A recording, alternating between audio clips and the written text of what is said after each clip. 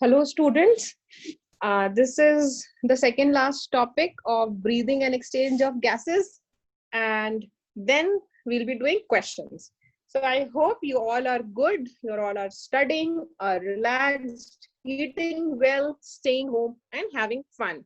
So now let us start the chapter of, not the chapter, the topic of regulation of respiration. Okay, regulation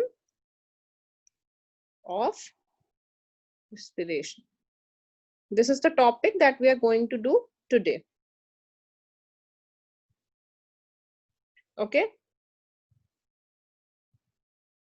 So in regulation of respiration, I'm going to teach you in a flowchart way of manner so that you can remember it. Okay. Because in most of the books that I have seen, it is given in a very, just 2 or 3 paragraphs. And in this, the questions are asked. So the thing is, we have to study this, right? So let us start. So this is, the respiration is regulated by, I'll tell you 2 ways, neural and chemical. Okay, by chemicals it is regulated, and by neural regulation and chemical regulation. Okay, so first let us focus on neural regulation, then we'll come to chemical regulation. And in neural regulation, this again can be divided into 2. It can be divided into automatic control or involuntary control, okay, and voluntary control. Okay, I'll be first giving the flow chart and then I'll be drawing a diagram to explain this flow chart. Now, this involuntary control of respiration is located where? It is located in 2 areas, in medulla and in pons. These are the part of brains. And the voluntary control is located where? In the cerebral cortex. Okay. Okay, fine. So now this medulla is further divided into 2 parts, the dorsal respiratory group and the ventral respiratory group. Okay, so this is further divided into dorsal respiratory group and ventral respiratory group. Ventral respiratory group. So if you see this flow chart, whenever you are studying, easily you can remember all these things. Okay, so in dorsal respiratory group, now what is located in dorsal respiratory group? There are inspiratory neurons. There are inspiratory neurons. And in ventral respiratory groups, inspiratory and expiratory neuron. This much is clear, very easy. I'm providing you a flow chart so that you can remember, because at times I have seen kids just get confused where is what. So that's why I'm providing you a flow chart.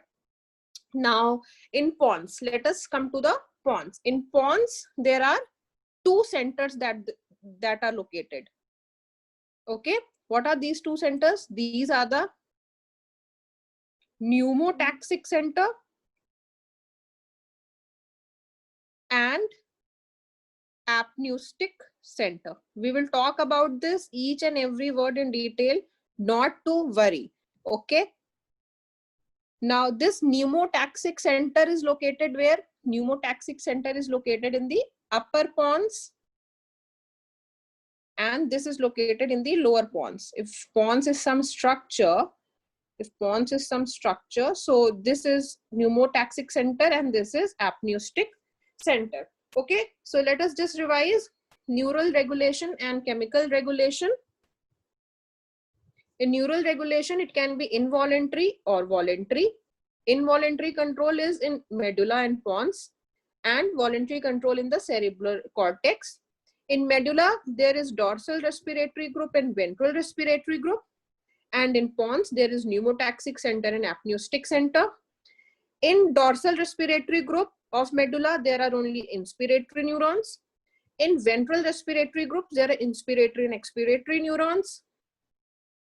And in pneumotoxic center, it is located in upper pons, and apneustic center is located in lower pons. So this you have to remember, because if you remember this, you can easily do the questions. Okay, this you please remember. Now we have started neural regulation, but let us make the flowchart of chemical regulation also.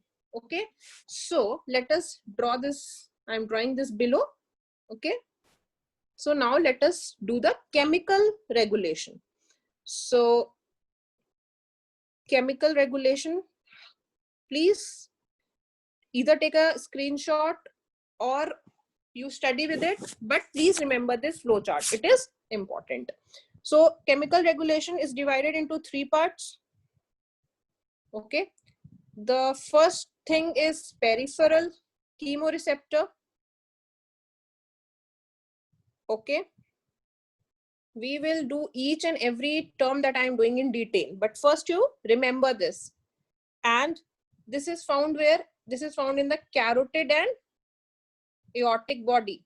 We'll do all these things. And then the second part is central or medullary receptors. Okay, they are present where? They are present in medulla oblongata. Okay, now pulmonary chemoreceptor, the third part, pulmonary chemoreceptor. And this is located where? This is located pulmonary chemoreceptor and myocardial chemoreceptor. Okay, pulmonary and myocardial chemoreceptor. And this is located where? This is located in the, obviously, pulmonary blood vessels. These are located in the blood vessels. So which blood vessels? Pulmonary blood vessel and coronary vessel.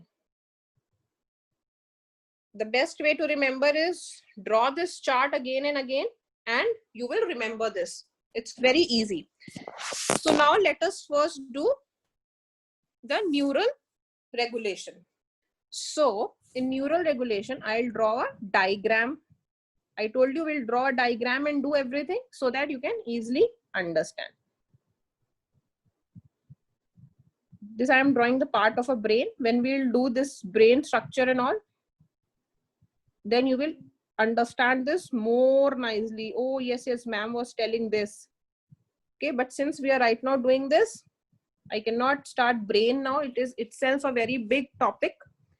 So this is pons, and the lower portion is medulla. Some idea you might already be having. Okay, and this thing I've drawn is fourth ventricle. Okay, some idea from the smaller classes you might be having of what I am drawing, what I am doing. So now, this is the apneustic center that I am drawing. What is this? This is the pneumotaxic center that I am drawing. I'll show the nerves also, from where they are going and all. And then this is the apneustic center. This is what? This is the apneustic center. Okay, now let us draw. This is dorsal respiratory group.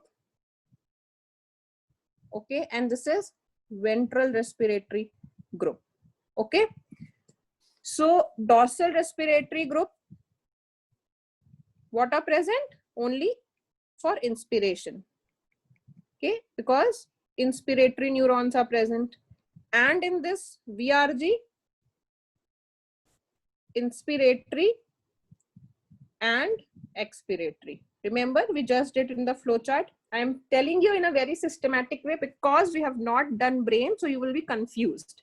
Okay, and okay, this is what is present. Now let us see what can we learn about the nerves that are coming and going. So I'll use a red color. So there is this nerve. This is what I'm drawing. This I'm drawing a nerve. This is going where? This is going to diaphragm. Okay, this is going to diaphragm. And if this is going to diaphragm, which nerve? Phrenic nerve. Which nerve? Phrenic nerve. Okay, and since it has two parts, so it is going where? It is going where? One is going to the cranial part. Sorry, one is the cranial nerve and one is the caudal nerve. So we can say, what we can say, hopefully you're not getting confused. This is the caudal division and this is the cranial division. Okay, you can see two divisions up and down. So cranial division and caudal division. Okay, so where is this cranial division going? This is going to the accessory respiratory muscles. I'm telling you a bit in detail so that you can understand. Okay, what happens in this regulation is things are given in so small that the student is not able to understand. So cranial nerve is going to accessory respiratory muscle and caudal division is going to the intercostal muscle. So you might be asking, ma'am, what is this accessory respiratory muscle? And the best part is you will studying this all in very detail in your MBBS, but I'm just giving you a very tiny idea. What are the accessory respiratory muscles? These are the anterior abdominal muscles, okay, and then there is the transverse abdominal muscle, and then there is what? Then there is exterior oblique, external oblique or exterior oblique muscle, and then there is internal oblique muscle. And one very interesting point I want to tell you. Do you know about six packs all these heroes have? This is which muscle? This is rectus abdominis. This is just a little information that I'm giving you. This is what? This is the six packs that especially boys make sweating in the gym. Okay, so this is just an extra part that I have told you so that you can be clear in your mind. So what happened? This was the pneumotaxic center in Pons. This was the apneustic center. We will see what they do. First, understand the structure. This is the dorsal respiratory group, ventral respiratory group. In dorsal respiratory group, inspiratory neurons. In ventral respiratory group, inspiratory and expiratory neurons both are present. Okay. So now this is, now let me take another red color, and from here is the spinal cord starting. So this area, what is this area called? So this area, basically this area is called as respiratory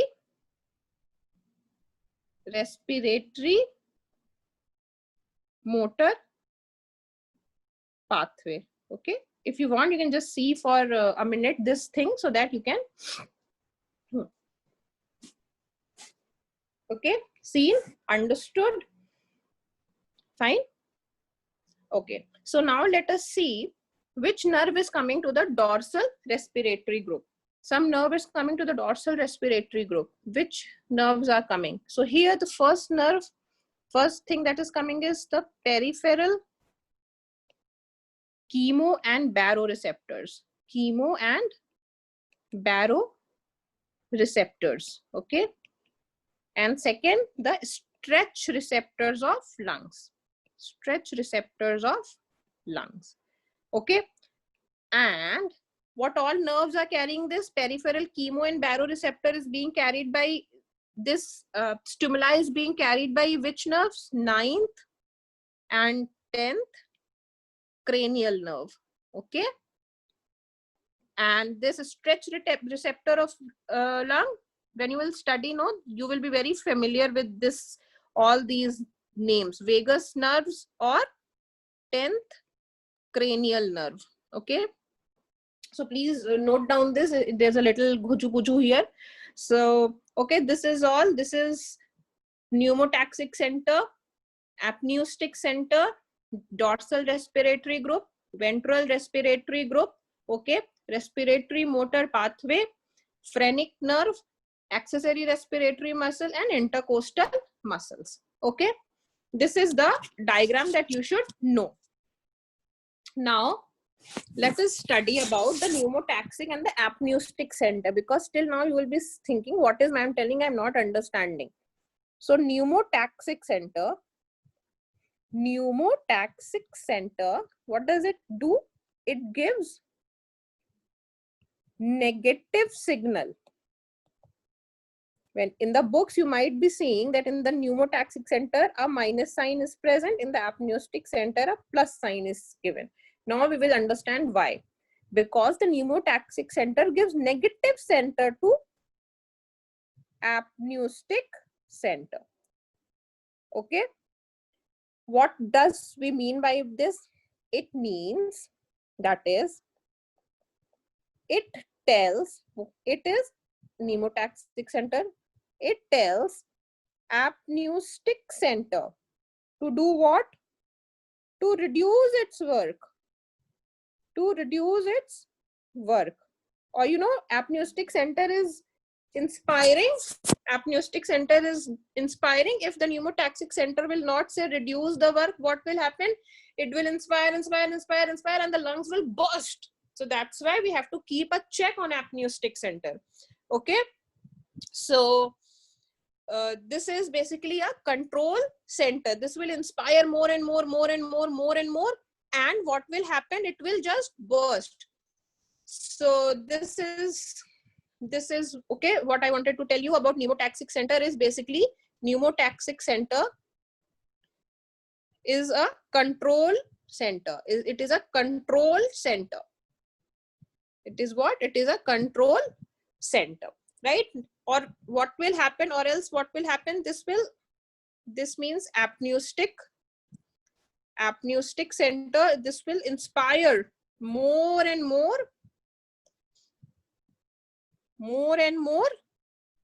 and therefore to control it. Okay, what is required? A different center is required. This is a pneumotaxic center. Now when you will see the diagram in any book, you will understand why this positive and negative signs are made. Okay, so now we will continue with the chemical regulation. This topic requires a little bit of learning also. All the other topics mostly you can just understand. This topic requires a little bit of learning also. Okay, so, and I'm telling you in a bit detail so that you can actually easily understand things. Okay, so with the questions that I have seen, kids, what they do is they actually mug up. You know, they just mug up those questions, those answers, and you know, they think that this is a very small topic and only 5, 7, 6 questions can be framed for NEET, and let's just learn those questions. Don't do this. Okay, please don't do this. You understand things, you love the subject, you understand the subject, and then you do the questions, right? Don't learn the answers and then you come back to the theory. Okay, so when I'll be giving you questions, I'll be giving you one line questions, I'll be giving you fill in the blanks, I'll be giving you one word, and I'll be giving you conceptual questions. Then you will say, ma'am, in NEET MCQs come. Yes, but the theory has to be strong so that you can frame the answer. And I'll be giving you MCQs also, obviously. Okay, so let's start with the chemical regulation. So let me draw so that you can easily understand. This is, I'm drawing the arch of iota. Okay, and these are the arteries that I am drawing. You will learn all these things in MBBS. So study hard and get into MBBS. Do this. And I cannot tell you the names of each and every artery because that will be too much of information for you at this time. I'll tell you what is actually just required for your understanding. Right? So now this is the common carotid artery. And this is the common carotid artery.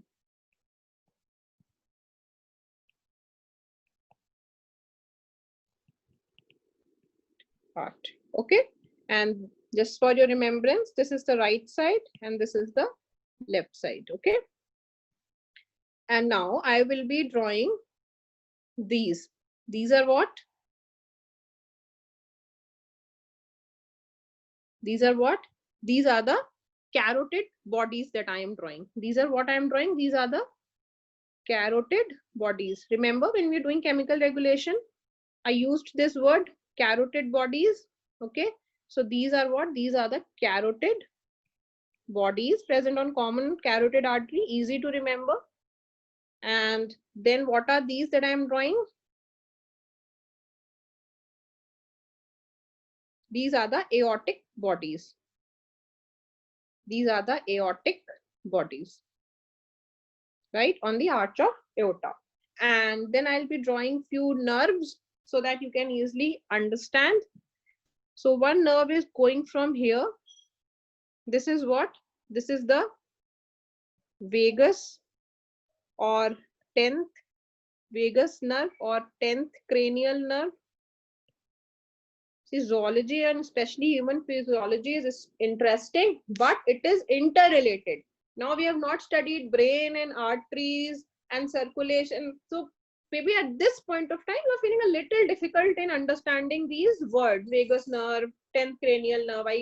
I cannot start, at this point telling you about vagus nerve. That will be a more confusing.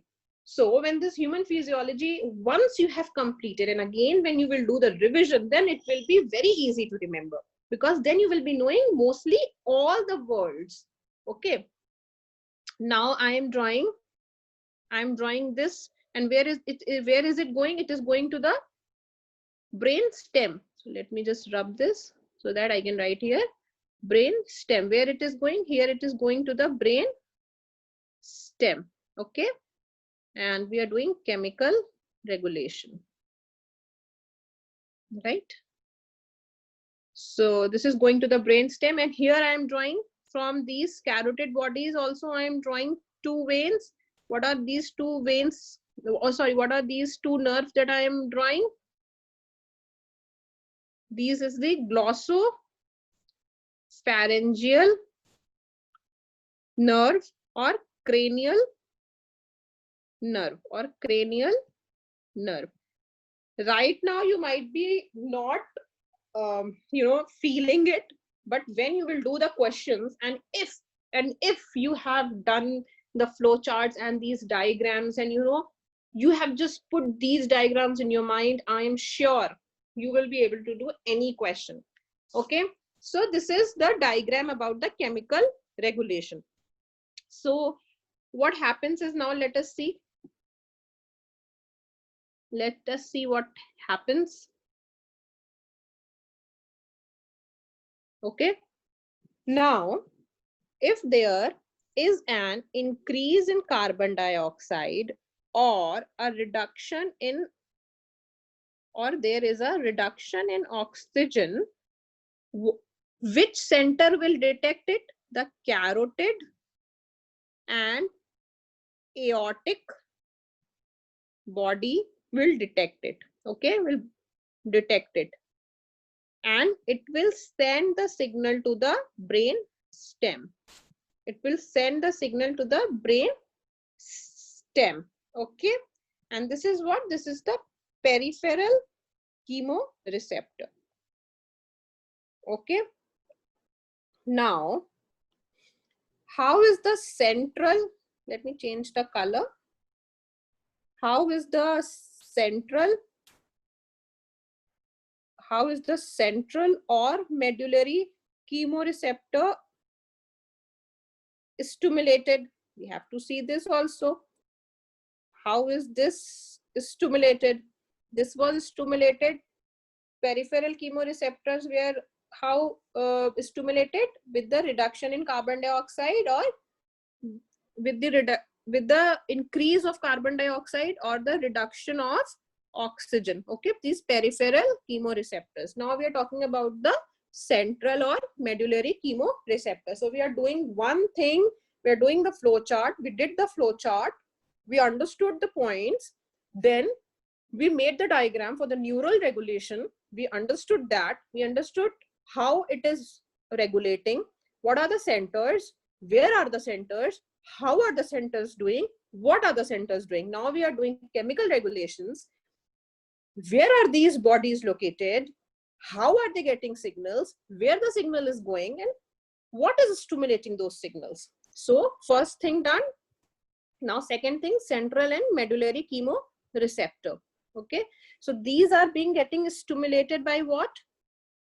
These are getting stimulated by what? These are getting stimulated by when there is an increase of H plus ion in central, in cerebrospinal fluid, or there is an increase of H plus ions in interstitial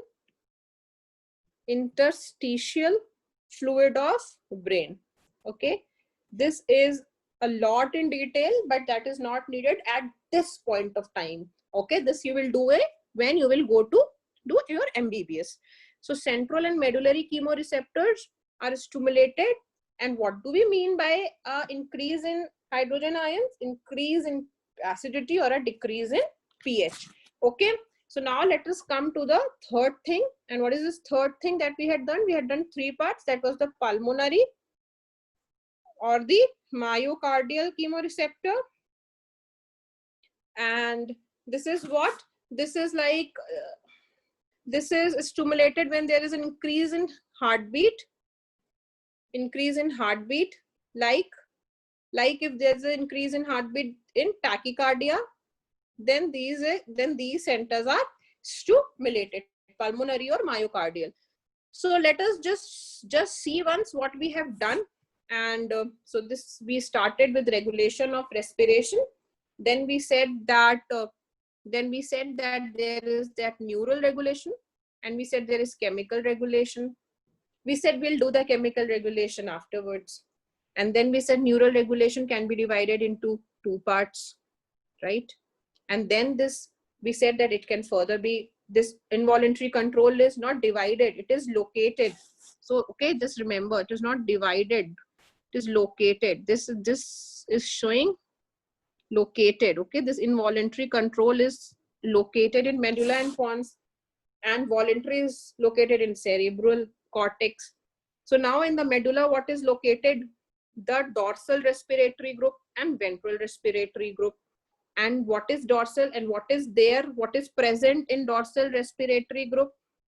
Inspiratory neurons. What is present in ventral respiratory groups? Inspiratory and expiratory neurons. What is present in pons? Pneumotaxic center. And what is present in pons? One more thing, apneustic center.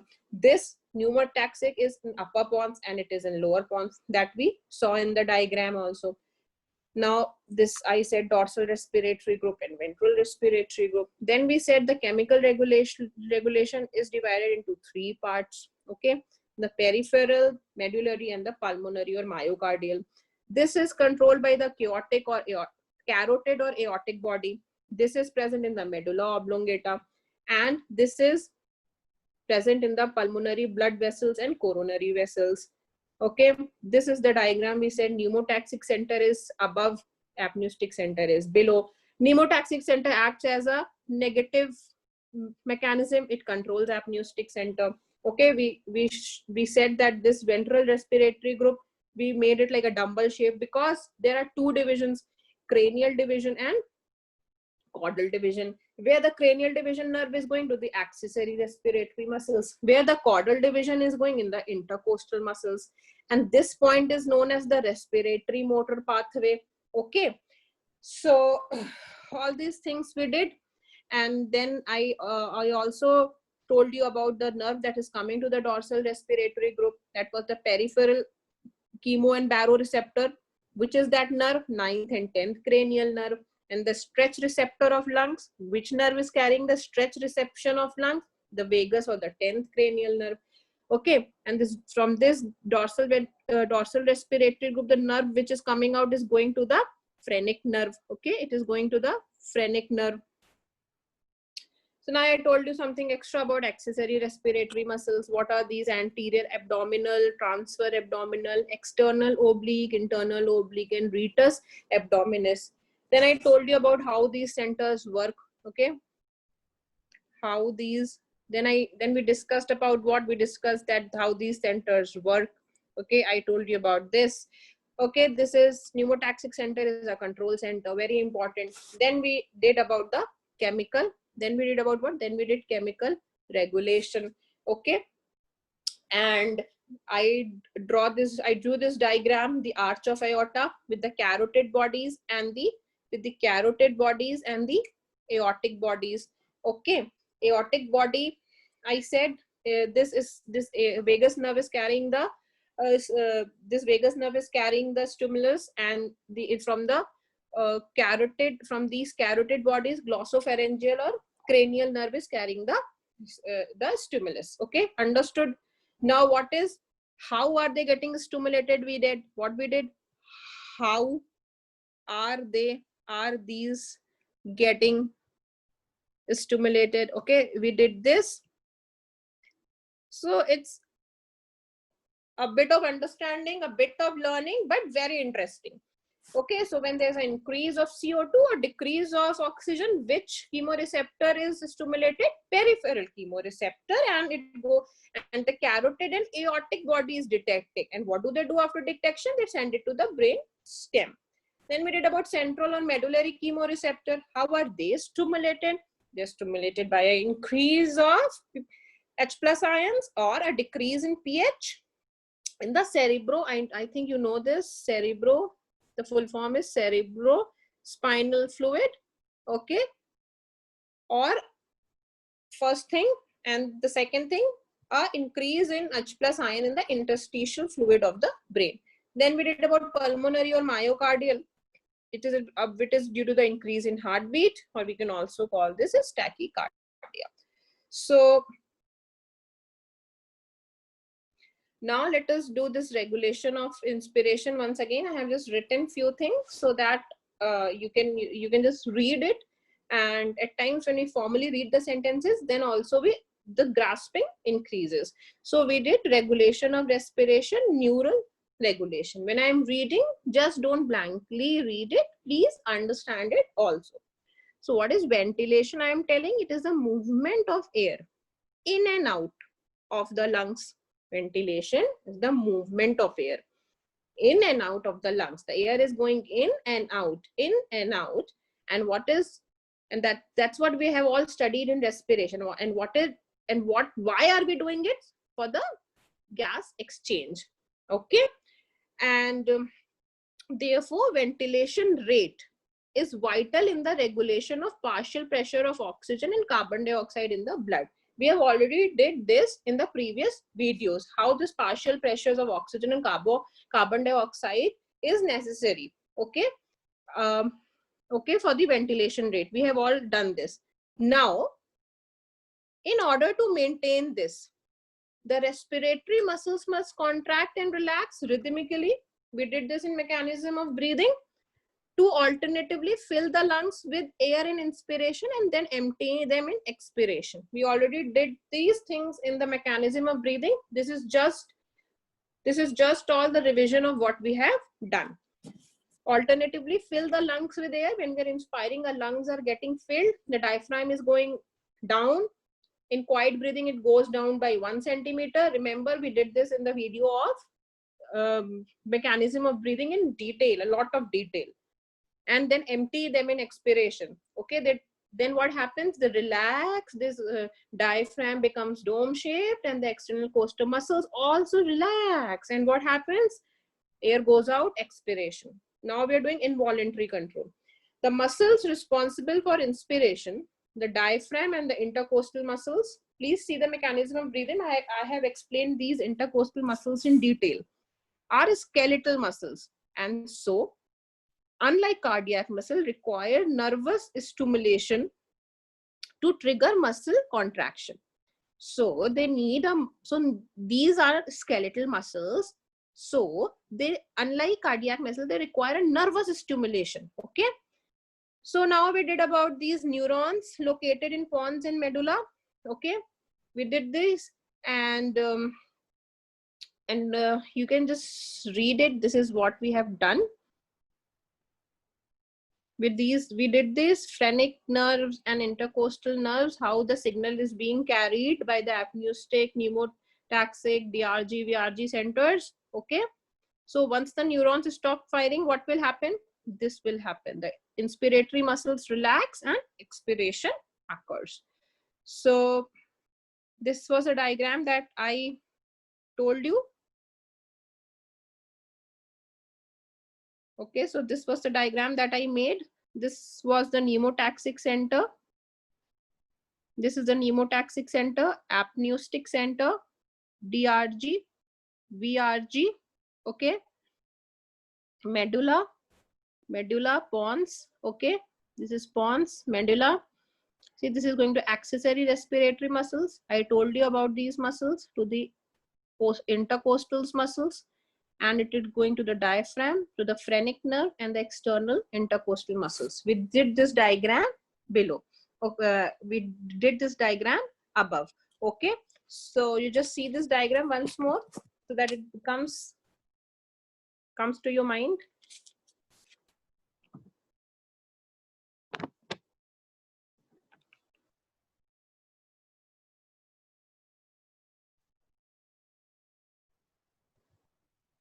Okay. Now, chemoreceptors are located where? Chemoreceptors are stimulated by a change in chemical composition. Obviously, they are chemoreceptors, so they will be stimulated by a change in chemical composition. There are many types of chemoreceptors. We did this, okay. So peripheral chemoreceptors we did, located in, I showed you the carotid body, in the common carotid artery, and the aortic body in the arch of aorta, okay. And these chemoreceptors are relatively insensitive, but their effects are almost instantaneous, okay. So if an abnormally low oxygen, if there is an abnormally low oxygen is there, what will happen? Efferent impulses travel to the respiratory centers in the brain stem, okay. Sent to the brain stem.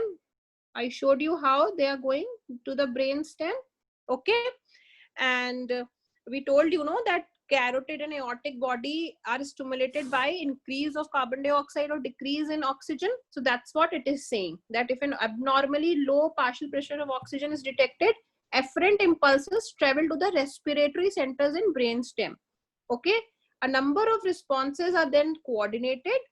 And what is the aim? Since there is low partial pressure of oxygen, so the aim is to increase the partial pressure of oxygen in.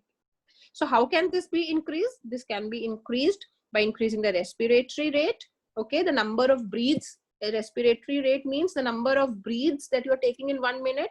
Tidal volume, we have already done this tidal volume, okay. Tidal volume is the volume of air of one breath, inspiration or expiration, to allow more oxygen to enter the lungs and subsequently diffuse in the blood. Easy. So carotid and aortic body detect low partial pressure of oxygen, send it to the brain stem. What does the brain stem do? The brain stem does this, okay. And directing blood flow toward kidneys and brain. Why? Because these are the vital organs, and these organs are most sensitive to hypoxia. Hypoxia means low oxygen, okay. So, and this is the first thing that we can do. This is the second thing, and this is the third thing. If abnormally low partial pressure of oxygen is detected, what all things can be done? This first thing, second thing, third thing: increasing cardiac output in order to maintain blood flow, and therefore oxygen supply to the body tissue. So what, see, the aim is what I told you, the aim is to What is our aim? The aim is to increase the partial pressure of oxygen again. So we can do it by increasing respiratory rate and tidal volume, directing the blood flow toward kidneys and brain, and increasing cardiac output. Okay, and increasing cardiac output will immediately do what? It will increase the oxygen supply to the body's tissues. Now the central chemoreceptors. Central chemoreceptors, see, we did this, that they are stimulated by what? They detect changes in the pH of the cerebral spinal fluid. Okay, so this is what is important for you at this point of time, that central chemoreceptors detects changes in pH of the cerebrospinal fluid. They actually detect, that is, they are stimulated by this, and this is located where? This is located in the medulla oblongata of the brain stem. Okay, and these receptors are more sensitive because we just said that peripheral chemoreceptors are not sensitive, but their response is instantaneous, and they detect smaller changes in arterial carbon dioxide. Okay, and so this is what is all required to you, and I hope you enjoyed the session today. I always enjoy teaching you people, and I liked the diagram and the flow chart that we did. So it was a fun session, I hope. And the next class that I'm going to take is the diseases or the abnormalities in respiration. Okay, in this chapter in respiration. Okay, and then I'll be giving you not a test, just I'll be giving you a few questions, and these questions will be one word. These will be labeling, and these will be one sentence. Okay, and this will be fill in the blanks. These all kind of questions I will be giving you first, the first step, and the second step when your theory is clear. These all questions will do what? They will make your theory strong. Okay, they will make your theory strong. And what will the second step that we will be doing? We will be doing MCQs, the kind of MCQs that come in the exams. So guys, stay safe, study, and don't take tension. Okay, when you take tension, I just feel that whenever we take tension, no, half of our brain stops working at that point only. So please see all the videos. I have made all the videos very, with my leisure of time, explaining each and everything in detail. And in the last lecture, I told you I'll be taking a whole chapter, 1 or 2 hours of lecture that you can see just before your exams. Okay, so respiration is almost going to finish in the next lecture, and then I'll be starting with digestion. Okay, guys, bye-bye, and please stay safe.